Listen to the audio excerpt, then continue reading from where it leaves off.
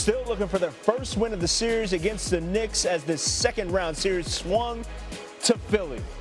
Joel Embiid back in the starting lineup after missing game 2 of this set, middle of the second quarter. Mitchell Robinson with a welcome to the series. A poster of epic proportions off the inbound. There's a poster. Oh. Knicks up by 5 after that one, and under a minute later, it's Jalen Brunson doing his damage from distance. Pull up is proper. New York goes up by 6 with that bucket, under 5 minutes left in the second. Mikal Bridges off the turnover from Paul George, who decides to do not a whole lot of anything. Hoop and the harm on the other end. Bridges, Brunson, both with 15 points in the first half. Knicks up by 8 at the break. Early third, Brunson getting 3 the hard way through all kinds of contact from one Kelly Oubre. And then about 2 minutes left in the third. Embiid working down low, gets that to go. Part of his 18-point effort brings the Sixers back within 2. Final seconds of the third, though, it's off the open look, Landry Shamet for 3. That put him up by 9, and in the fourth, it's the affectionately named Big Body Brunson by one Kendrick Perkins taking over. Top side 3 goes. 6 minutes remaining. It's an 11-point game, and Brunson driving, float game proper. It's a 13-point game.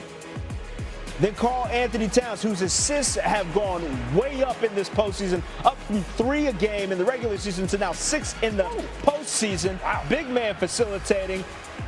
Then seconds later, Brunson finds Bridges, lays it in. Brunson finishes with 33, 9 dimes, and the Knicks take a commanding 3-0 series lead. We knew that they were going to be energized by the crowd, especially being down 0-2. They're a great team. They weren't going to lay down. They were going to bring a little extra. We knew the crowd was going to help them bring a little extra. And they jumped out and they kind of punched us in the mouth to start the game.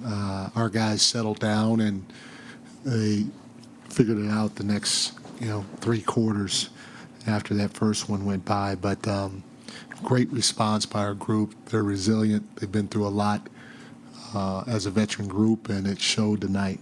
You got to block out the noise. You got to focus on inside those lines. You got to focus on just us as a team. There's going to be times where things aren't going your way. It's how you respond. How you respond as a team is going to define who we are. And I think it took time. I think we still have a lot of room that we can grow, but it's really a key for us. I think our mental approach is a positive for us. They shot 32 free throws. We had 16. So, and we're not a team that shoots a lot of threes. We attack with the ball on the ground. So, just gotta, I guess it's good when New York wins. So we just gotta have that mentality of just, not fouling, I guess. And being smart enough to not put ourselves in a position where they're going to take advantage of it. Going to find a way to stop Jalen Brunson, although I don't know that there's really an answer to him. 7th time that he's gone for 30 points, 5 boards, and 5 assists in a playoff game as a Knick, passing Hall of Fame point guard Walt Clyde Frazier, Tri-Cities High School's own, for the most games in Knicks playoff. Impressive, because if you watch the Knicks over the course of the year, there were games where they would fall behind double digits and start kind of hanging their heads, and you thought it was kind of over. But they've kind of built this confidence within themselves, and I think a lot of it has to do what they've done with what they've done in the playoffs. Yeah. Jalen Brunson said, look, I'm proud of the way our team handles things mentally. They didn't flinch when they were down 12 early in the first quarter. In fact, they got up 12 about 12 minutes later. So they really handled this adversity well, and here they are, 3-0 lead going into Sunday. Yeah, game 4. Resilient team for sure. We have to talk about Mikal Bridges. I mean, not even just tonight, but this entire series. I said in game 2, it seemed like he turned a corner. We saw what he could do on both ends in this game. What did you like from Mikal Bridges in this one? I mean, just the relentless energy on defense. And then again, he's finding his spots on offense. It's not like he's taking bad shots to get the Knicks out of their offense. He's taking good shots when he's open, and he's knocking them down. And it's impressive because I'll go back to Game 3 against Atlanta, where he had 4 turnovers. He was 0 for 4. I remember talking to him after the game, and he was saying, look, I just have to take it, right? I have to take it, I have to process it and come back. And he's come back in a big way, because if you look at his play since that closeout game against Atlanta, I mean, he's been very, very good both ends of the floor, a key for what the Knicks have been able to do. 23 points for him, and it seems like he's at his best when it matters most, especially in the postseason. We'll see if the Knicks can complete the sweep in Game 4 on Sunday. This was a fun basketball game, Ty. Where on the floor do you feel that the Knicks actually won this one? Well, coming into this series, if you would talk to some Sixers fans and, ask them who has the best player in said series, they would have said they do in Tyrese Maxey. And yet tonight, he got thoroughly outplayed by a guy who is actually the best player in this series, Jalen Brunson. And we can show you the numbers comparing these guys tonight. Brunson, more points, more assists, more efficient. And he understood the moment, John, because this was not a game that was just about essentially clinching this series. The Sixers aren't coming back from 3-0 down, but Jalen Brunson, the captain, the leader of this team, understood also we've got an opportunity to buy some extra time for our guy OG Anunoby, because I know we'll talk about him later, not needing him and forcing him to play in the Game 4. And then when you take a look at Tyrese Maxey, so disappointed, man. 12 shot attempts, a game for your season at home, and you've got fewer shot attempts than Oubre, Embiid, and Paul George. So I thought the biggest story tonight was the best player on the Knicks thoroughly outplaying the best player on the Sixers, and that's why they won this game. Yeah, Maxey played more minutes than Brunson, too, and still the efficiency wasn't even close. You talked about OG. No OG with the hamstring injury, no problem. Were you impressed with how the Knicks were able to fill the void? Oh, absolutely. There was a point in this game where the Knicks bench outscored the Sixers bench 25-0. Now, that got inflated because of garbage time, where it ends up at 29-11. But Shamet, who had, not been a part of this rotation, he comes in and he's balling. But we do have to give a shout out to a guy people say I look like, Mikal Bridges. I agree. Knicks fans, just last round, we're ready to get rid of this dude. He had a 0-point game, which we know is inexcusable for his starter. But give him a lot of credit, man. He's doubled his point average going from last round into this round, and he's been extraordinary on defense. So Bridges, 3 straight games, 3 magnificent performances for this Knicks team. And with the bench unit, with Brunson doing what he did, and with Bridges stepping up, you got to love this total team effort in what was, a big, big game to, essentially clinch the series. I don't think there's any question that the floor opens up quite a bit when Bridges is on. The Knicks have now won 6 playoff games in a row. This has been a bit of a roller coaster at times this season, Ty. So what does the consistency this postseason tell you about who they are right now?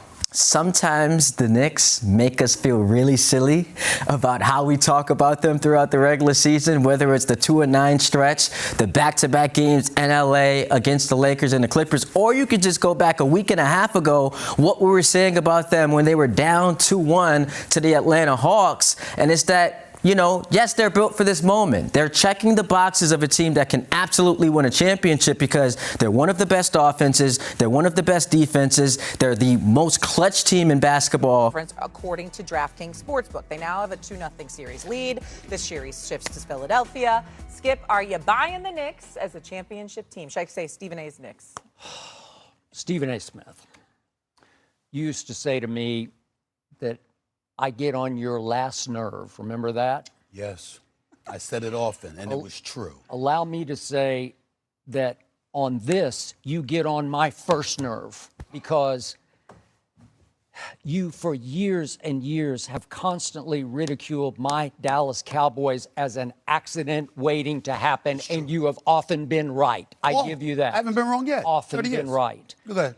But the ultimate accident waiting to happen that's been happening and happening and happening for many, many years is your New York Knicks, right? Not the accent. Yeah, New York Knicks. Since 1973, you have not won a championship. Since 1973, my Cowboys have actually been to 6 Super Bowls and won 4 of them.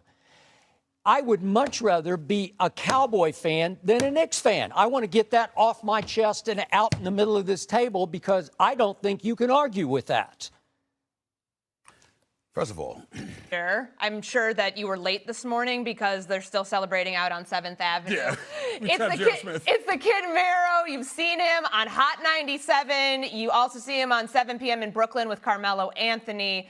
Diehard Knicks fan, of course. So let's just jump right into this. Yes. Like, yes, from the fan perspective, how are you feeling this morning? Tremendous. This Knicks team is a juggernaut. It is a team of destiny. I made another New York sports comparison where I said Jalen Brunson needed to be Jeter-esque Okay. in his approach, and he did that, and they won by, I think it was, I believe, 828 points last time. So I think they're going to continue that. Yesterday, I was not worried at all. A little closer. I was not worried at all. At no point was I nervous. Look at me. First take, here's a hot take. The Knicks are running the table, okay? We're sweeping the Sixers, and we are sweeping the Thunder. I'm saying that out loud. You think I'm crazy. Yes, I see your face, Perk. I see your face, Stephen A. I said it out loud with my chest, okay? The Knicks are running the table. They are the team of destiny. They are the Giants, the Eli Manning Giants that beat Tom Brady 2 times. Yes, twice, okay? They are listen, because you know what? It used to not be the case that the Knicks had a guy similar to how the Yankees had the guy in Mariano Rivera. When Mariano Rivera came out, you knew the game was over. If the Knicks have possession and it's the end of the game, we have Jalen Brunson. You know what I'm saying? And his large head helps him in the post. Remember, first of all, a couple of things. When you're on First Take, don't try to filibuster. Leave that on Capitol Hill. Here, you need to give us a moment to get back at you. That's number one. Number two, you understand? I'm loving my Knicks in the whole 9. I can't let you get away with saying that. Now, in the interest of full disclosure, I'm sorry to tell your business to dime you out, but you know what? You do an excellent job on radio in the morning. You usually have a driver. You had to drive yourself this morning. So clearly you're a bit dizzy. You're not all there. You understand? And I'm locked in, Stephen. First of all, you forgot that if you get through this series, you got a conference finals to deal with. All likelihood Detroit, even though we can't summarily dismiss Cleveland. But to sit up there and to say that the Oklahoma City Thunder would get swept by anybody, let alone the New York Knicks, calls for automatic drug testing. Okay? That makes no sense whatsoever. There isn't a soul on the basketball planet that would agree with that nonsense. Please, the Knicks would sweep the Oklahoma City Thunder. You're insane. I'm a Knicks fan. I hope the Knicks don't get swept if they get to the finals and went up against OKC, let alone sweeping OKC.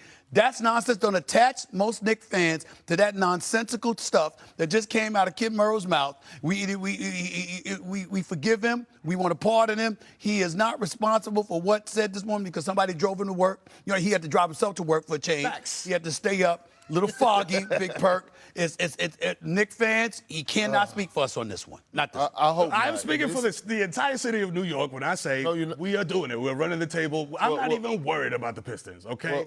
And that's the problem. And that is the problem. And that's exactly what Draymond Green was talking about. And that's the problem. He's wrong, Perk. No. That's the problem with the delusional fan base of the New York Knicks. You know, y'all sit up here and y'all come on here and y'all have these expectations, right? And Kid Mero, instead of you actually like living in the moment, you do realize that we're still waiting on news or injury report to see what's up with OG Anunoby, who's y'all X factor, right? And I want to give you some advice. I want to give you some advice real quick. I know you watch a lot of basketball. Did you watch the game 1 of the Lakers and the Oklahoma City Thunder? Did you see that game? Yeah. Okay, it was boring. It was boring. It put me to sleep. I woke up a few times, went back to sleep. You know why it was boring? Because the fans don't overreact because they know what it takes to win a championship. Y'all don't really know what it takes to win a championship because y'all haven't been there in so long. Hold on. My thing is, hold on, Perk. People say that all the time, but my uncle was born in 1969, and he told me all about it, okay? And he got pictures, and we talk about it, so I do know what it's like. Also, I ran into Walt Clyde Frazier at Penn Station one time, and he told me all about it, so I'm very familiar with success. All right? Continue. You haven't lived that success. You haven't lived it. Vicariously through other people. You haven't lived it. And you can't come on here and be irresponsible and just disrespect the rest of the game like that. First of all, y'all got to get past this series, which I believe y'all will. And then y'all got to get past whoever comes out of the from the other round in the Eastern Conference Finals. And let's not sit up here and act like, y'all shouldn't be worried if y'all happen to face the Detroit Pistons, especially if OG Anunoby is not going to be if he's not available 100%.